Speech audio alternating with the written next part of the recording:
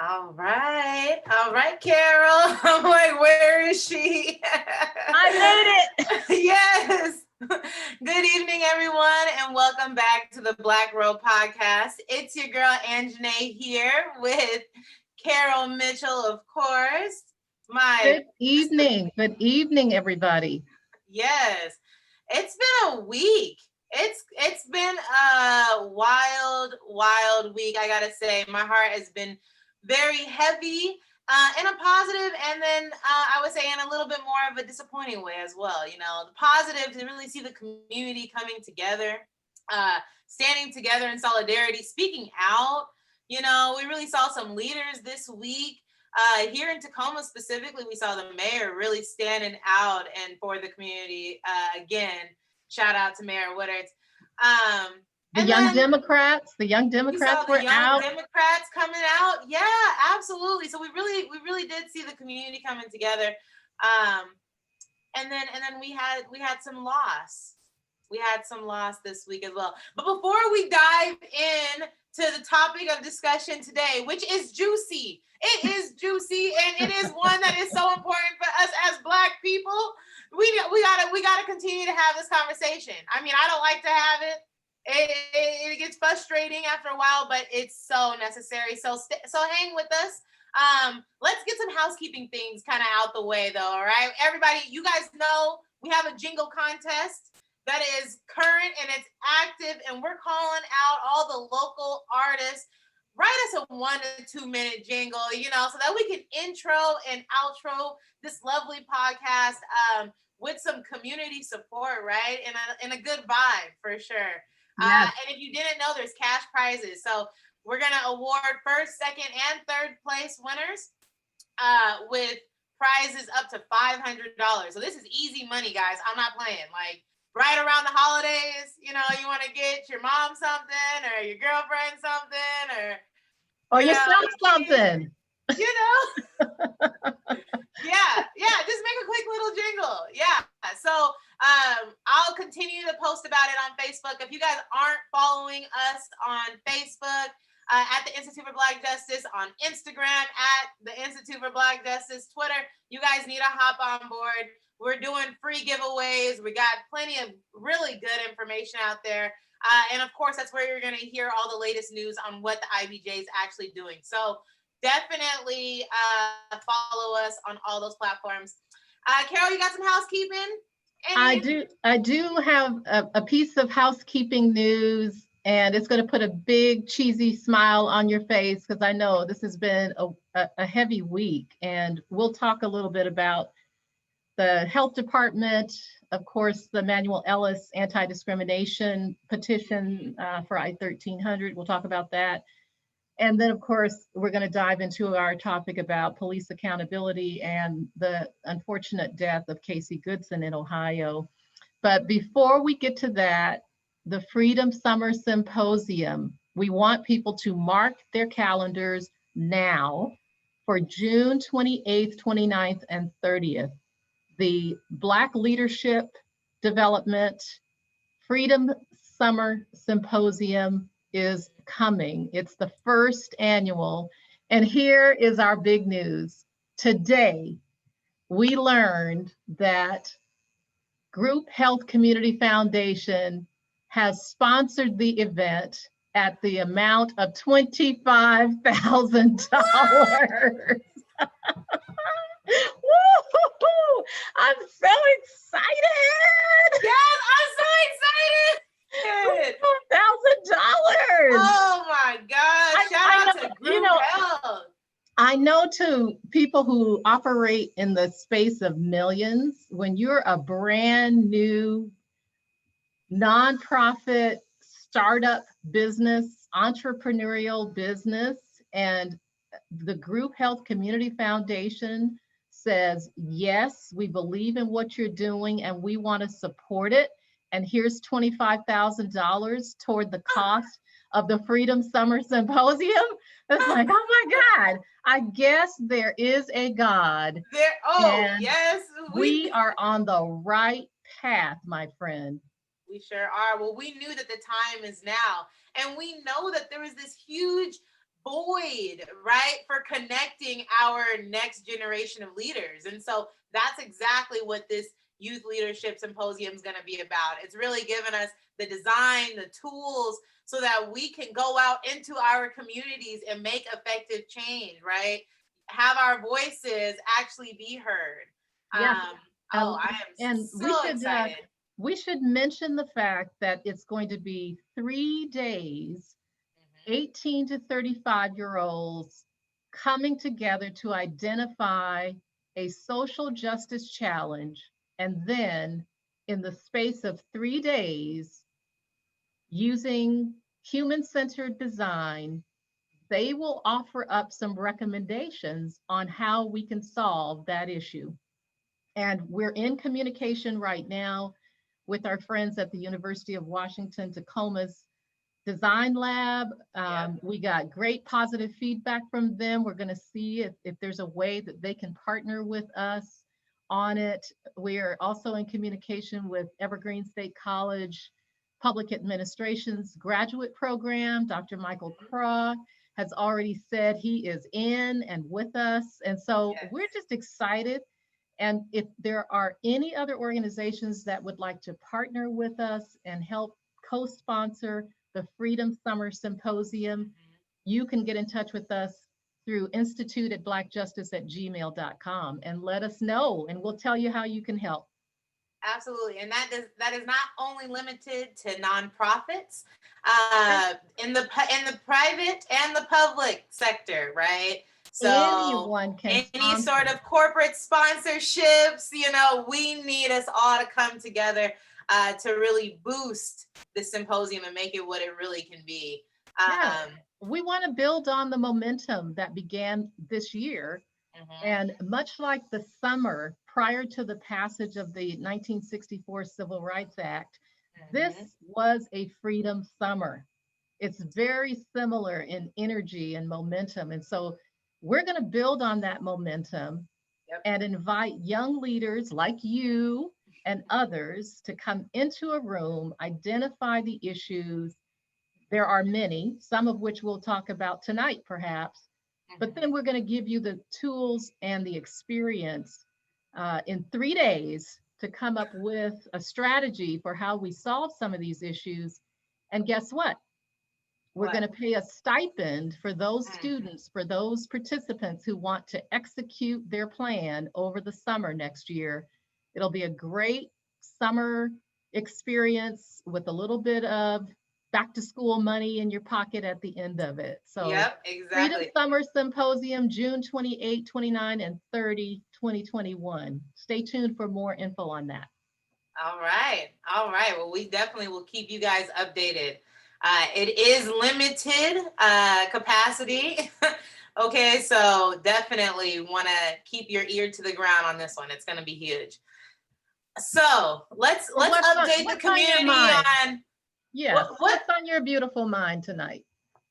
Well, again, I'm so proud of my community out here in Tacoma for getting up at 8 a.m. on Tuesday, okay, to make their physical presence while social distancing. They were very, very clear on that. They had chalked marks. I'm very proud of my community for coming out. Thank you, everyone, all the volunteers, all of the local LDs, everyone that really came together to make this happen. Your efforts are truly great and gratefully appreciated. Yeah.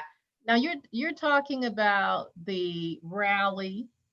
Yes. Some would say the protest, right, against the county's proposed resolution, which has passed its first milestone and is scheduled for final approval on December 15th. And it would dissolve the present interlocal agreement between the city of Tacoma and Pierce County that formed the Tacoma Pierce County Health Department. So there was. Why is this important? Well, we know, it's just not the time to, we're in the middle of a pandemic.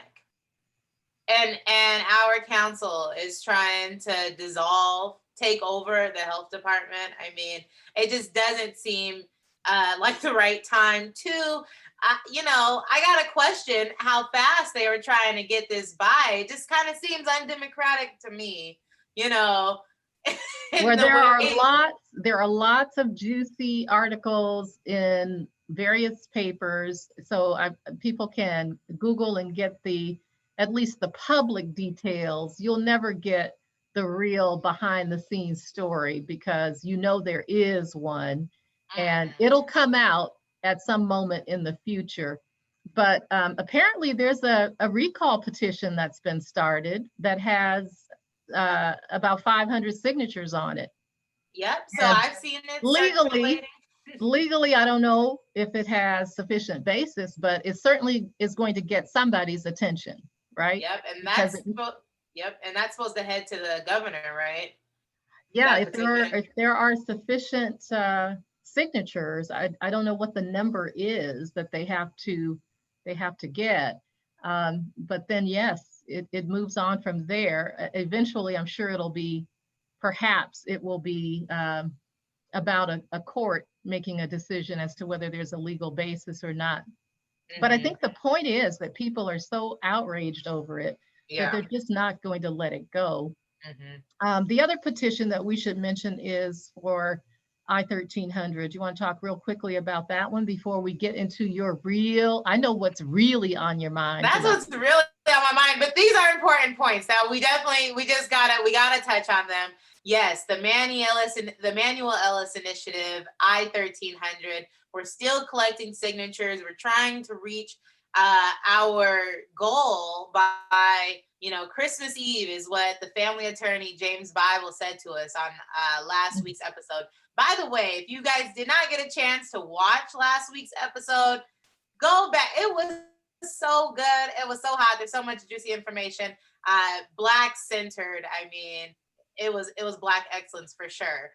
So sorry to sidebar, but to jump back to it, we got to get these signatures for the Manuel Ellis Initiative, because that's really what's going to take it to Olympia so that we can have the vote, in the House. There's a lot of good stuff in that initiative. And the reason why I think the Institute for Black Justice is interested in how it comes out, even if it doesn't successfully make its way through the legislature, is because even this week we had the Casey Goodson case, right? Exactly.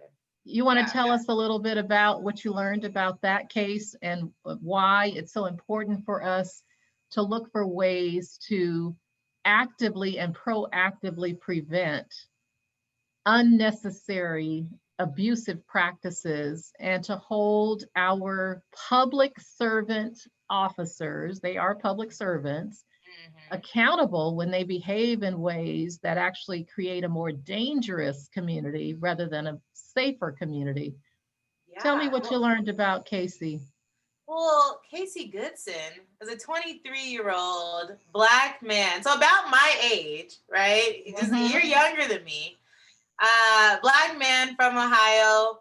He was coming home from, getting his dinner for his family. I think the articles that I read, he had Subway, So he's got his Subway in his hands and he's got his key out. He's opening the door, and right there on his doorstep, he's killed, shot by gunpoint or whatever, by the local law enforcement.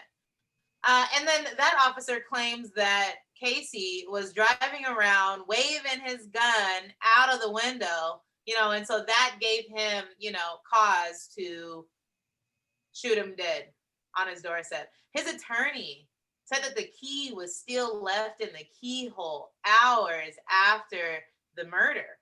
This is just insane. I saw his mother and the family attorney on Don Lemon's show, I think, the other night. The mother was just heartbroken because this was a 23-year-old young man who had no prior criminal record, who had a license to carry and a concealed weapons permit, so was licensed to carry the gun that he had. had just gone out to get the family some dinner, and they're all sitting around waiting for their Italian sub. And this happens. And I mean, it's shocking to the conscience. It's shocking to his mother was just a shambles, as any mother would be, because it's such an egregious example of what happens when there is this disconnect between community public service and the use of power, especially the power given to our police officers. It's a sad case. It is. And, you know, it's another case, right? But we cannot normalize these acts. We cannot, we have countless bodies stacking up with with no accountability held to them, right? And so it is so sad to hear. And although to a lot of people, it's not shocking, unfortunately, but this is why we have to keep talking about it. This is why we need laws that are going to hold our police accountable. You know, in Ohio, they don't have body cams. They don't have dash cams, right? So we'll never know if that officer was telling the truth and Casey Goodson was really waving his gun out the window. We'll never know that fact. But given his character, I mean, he was an activist. He was not one to just show off his gun and kind of be like in these rap videos, you know, how they just be, you know, with their guns. No, he actually knew how to carry, and he would educate and teach on that. I mean, that's what his mom testified to. So it's just like, I can't see someone like that waving a gun out of a window, driving. I mean, all reckless. I mean, we're already black. Like, let's be honest. We can't just be going around waving a gun out a window. I know. How many young black 23-year-old men in Ohio would be that crazy, right? You got your meatball sandwich in one hand and you're waving waving a gun in the other hand. That doesn't even sound how do you realistic. drive with all that? No. But it's important to us. Even though this happened in Ohio, it's important to us because let's not forget that our county just finished a justice service review. And I had a big giant size laugh at the 4.5 hours they spent trying to decide whether to take my old position out of the budget or put it in or take it out. They had it was the funniest, craziest, most ignorant example of decision making I'd ever seen. And of course, the result is what it is. But we have seen absolutely no further discussion about the recommendations of the Public Review Committee. Those people, 8 or 9 people, spent a lot of time going through the reports from all of the different justice functions, making their recommendations, and you have heard crickets since they made their report. To be honest, what time do we have to circle back to the police accountability and the justice reform when we got the dismantling of I mean, there's just so many issues. They're stacking up on top of each other, and then they want to compartmentalize the topics. Say, no, you have to wait till meeting on Wednesday to talk about that one. Only on Thursday we're talking about the Tacoma Health Department, and on Friday, so it's a mess over at the council. That's why we got to go to Big Papa. We got to go to the governor. I guess we so. Can't go to the executive. He's the one that's writing these resolutions or ordinances and putting other people's names on them. So, well, I do think that we cannot allow, our focus is around social justice, and criminal justice is its own space that you and I are very much concerned about. And there was all of this momentum right after the death of Manny Ellis There was a lot of momentum. Remember, it was the Freedom Summer this past summer. We got the Justice System Review, and we had the big report, and crickets. Like I said, nothing else has happened.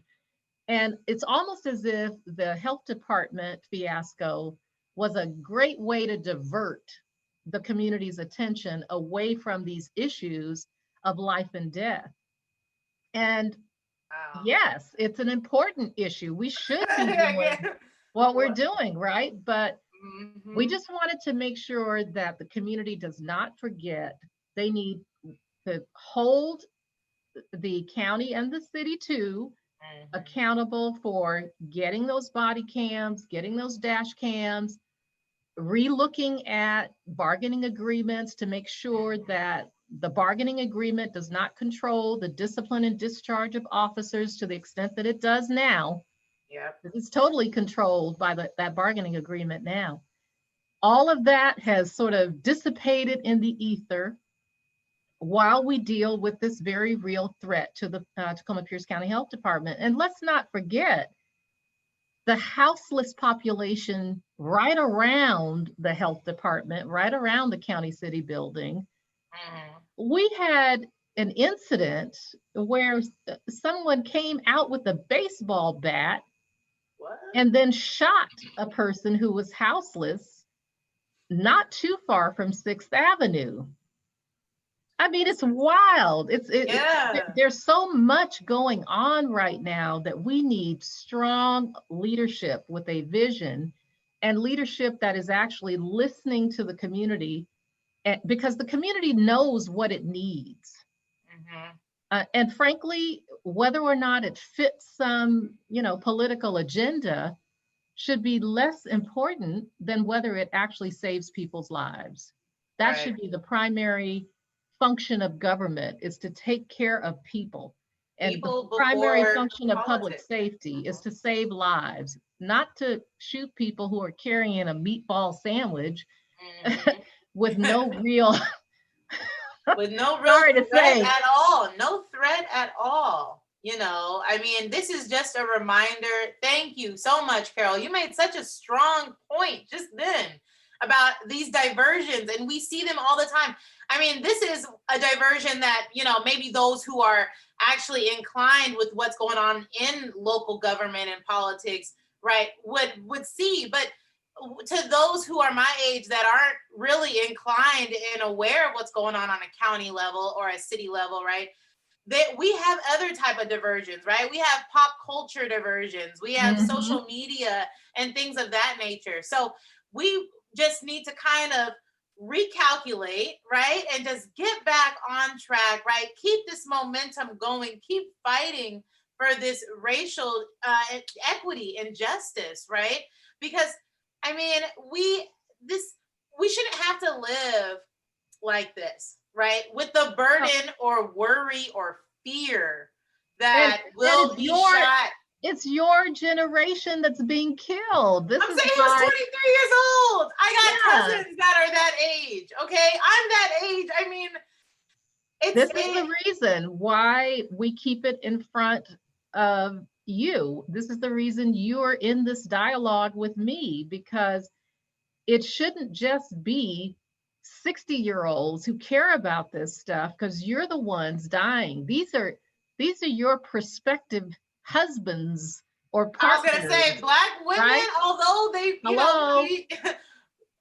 we are not. I mean, these are still our brothers. These are our husbands. These are our children, right?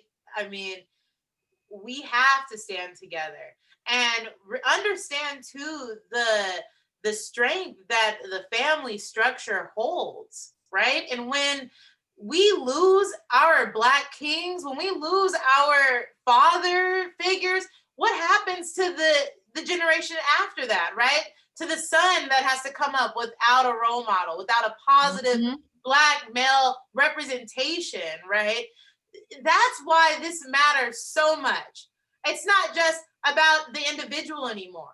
I don't care how much protection you might have. You might think that you are invincible to this, but we're not. If you're Black And even if you're not Black, this is an issue. This is an issue because it shows that this government, that this justice system is not holding up to the standard that has been put in place to do. This whole system and structure relies on legitimacy and trust in our government. What is your government if they can just go around willingly killing people in an unjust manner? That what is your government? How does that reflect on you and your patriotism or whatever it might be, right? That's why this is such a huge issue. That's why we have to remind ourselves that we're still in this fight. We still got signatures. We still have accountability that needs to be held, right? Those cops that murdered Manuel Ellis are not fired. They are not convicted. Let's not forget that. They're still walking the streets with their families. Okay, they're not on unemployment. And even if they got severance, administrative leave. Yes. Mm-hmm.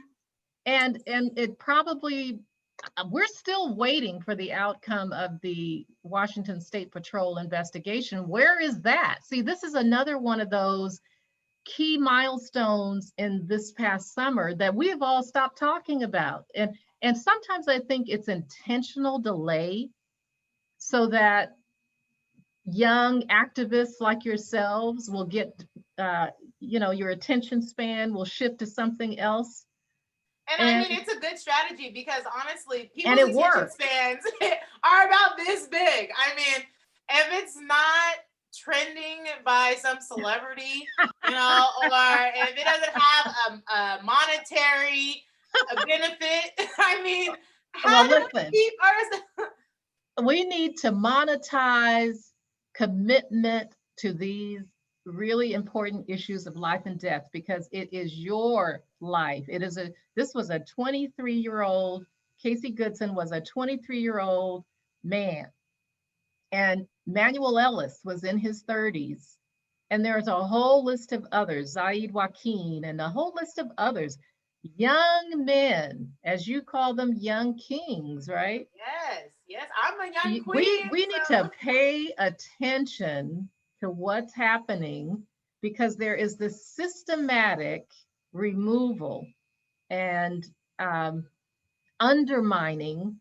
It's been going on since before slavery, since slavery began, this sort of undermining of the Black family that happens through incarceration, through early death. Exactly. It's not a new strategy. It's just there's just new methods. And so, again, we want to make sure that you and I keep the attention on these issues of justice. Yes, we want to definitely support what's happening with the health department, but let's not forget the issues of justice that led us to all of the demonstrations that happened this past summer. Let's not forget about that and just move on to the next trending thing. Let's stay focused.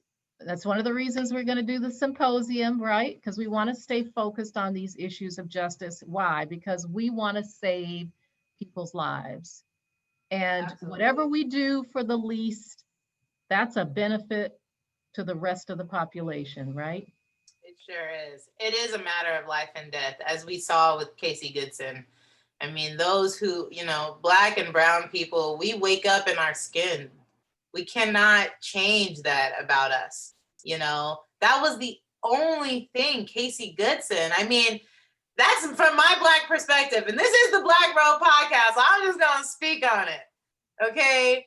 He seemed to be a target, right? And it's his skin that makes him that. But that does not justify the actions of that police officer. And so that's why, I mean, we're monetizing social justice with the symposium, okay? We're keeping us engaged. We're keeping the public's eye open, okay? We're staying woke. Thank you for that. So we need to close. I know this has been a heavy night, but sometimes you just have to go to the serious side of things. We try to keep it light and have a little levity and humor in the way that we talk about these things, but hey, you can't help but be hurt and disappointed and frustrated with a system that allows young men to be killed, to die prematurely in the prime of their young lives.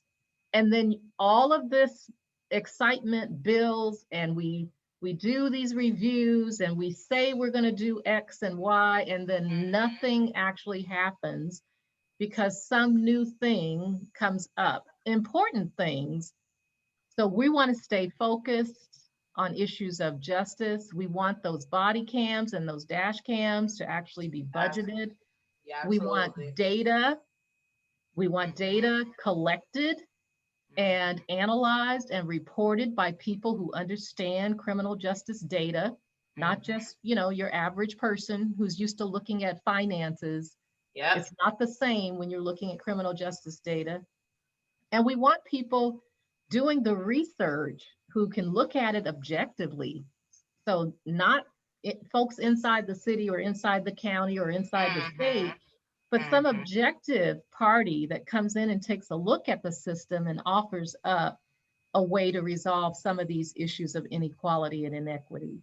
Yeah. So we'll keep hoping for that. We're going to keep hope alive on the Black Robe podcast, right? We sure are. Yes, indeed. We have to. Now, I want to end on a high note by just once again saying thank you to Group Health Community Foundation for $25,000. It means that they believe that what we're doing, and especially the Freedom Summer Symposium, is going to be well worth their support. So we are so grateful to them and so thankful for them, and looking forward to a great event, June 28, 29, 30, 2021. And the jingle competition deadline, you've got to tell people, when do they need to get their jingle in? Yes, well, our fundraiser is December 17th. We're going to be announcing our winners December 17th. So deadline, did we have there was an official date on the flyer? I don't want to misspeak. December 13th, I think at midnight on December 13th. So that's Sunday night. So if they're going to send it, they better get to it. Exactly. That's coming up. And hey, if we don't get any submissions, then, we'll just keep the money for ourselves. I'm just kidding. No, that's not right. No, we'll do some giveaways. We'll do some social media giveaways. You guys stay tuned to hear the details about that. But we're going to wrap this up. Thank you guys all for staying connected, staying involved, and following and sharing the Institute for Black Justice and the Black Robe podcast. We appreciate you guys. We need you guys. And that's it for us today. So have a great night. See you, Carol. Hopefully we won't be Anzhane, too much longer. All right. Good night. All right.